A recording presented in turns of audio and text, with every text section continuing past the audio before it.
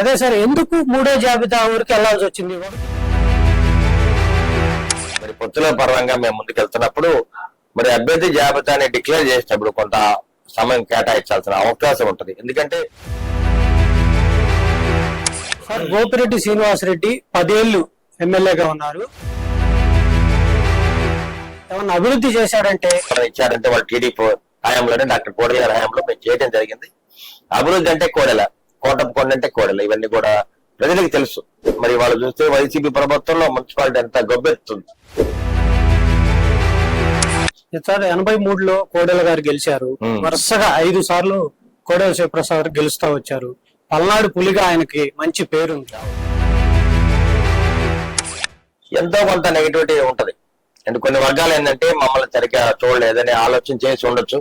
ఇటువంటి కార్యక్రమాల్లో కొంత వ్యతిరేకత వల్ల డాక్టర్ ఓడిపోవడం జరిగింది. నిజంగా అయితే గోపిరెడ్డి శ్రీనివాసరెడ్డి చెప్తున్నాడు, గత 25 ఏళ్లలో టీడీపీ హయాంలో అభివృద్ధి జరగలేదు నరసరావుపేట. డాక్టర్ మరి గోపిరెడ్డి శ్రీనివాసరెడ్డి గారిని ఒక్క ఆధారం చూపించమనండి, ఇదిగో ఈ బిల్డింగ్ మేము కట్టామని.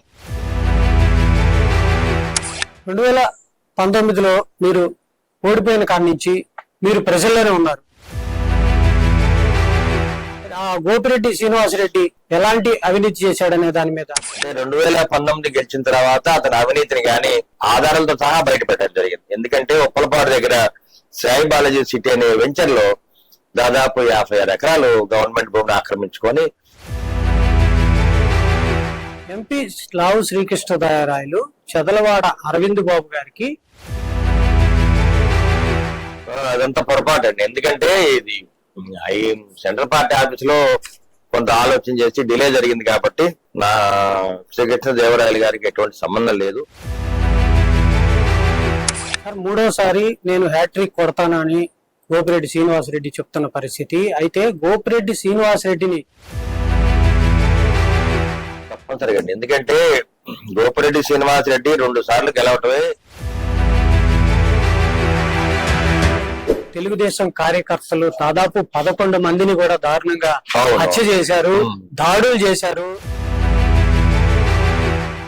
నేను 5 ఏళ్లుగా దాదాపు 300 ఉద్యమాలు చేయడం జరిగింది. ఈ ప్రభుత్వం మీద కానీ పోలీసు వ్యవస్థ మీద, గోపిరెడ్డి శ్రీనివాసరెడ్డి మీద. పల్నాడు జిల్లాలో 26 మంది బీసీని హత్య చేయడం జరిగింది. నరసరావుపేట పార్లమెంట్ ఉంది. నరసరావుపేటలో 7 నియోజకవర్గాలు ఉన్నాయి. ఈ పార్లమెంటు అభ్యర్థి లావు శ్రీకృష్ణదేవరాయలు శ్రీకృష్ణదేవరాయలు గారు ఎంపీగా ఉండి వైసీపీలో ఏ విధంగా 7గురు గెలిచారో, వారు టీడీపీకి వచ్చిన తర్వాత ఇప్పుడు కోటప్పకొండ ఉంది సార్. ఇక్కడ కోటప్పకొండని అభివృద్ధి కోడెలు అంటారు. కోడెలు అంటే కోటప్పకొండ అని ఒక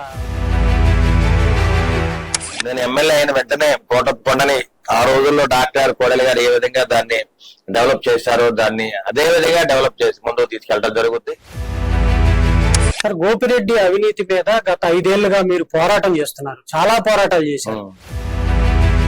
గోపిరెడ్డి అవినీతిని ఇవాళ నర్సరావుపేట అసెంబ్లీ సెగ్మెంటే కాదు, పల్నాడు జిల్లా మొత్తానికి కూడా మీడియా ద్వారా కానీ సోషల్ మీడియా ద్వారా కానీ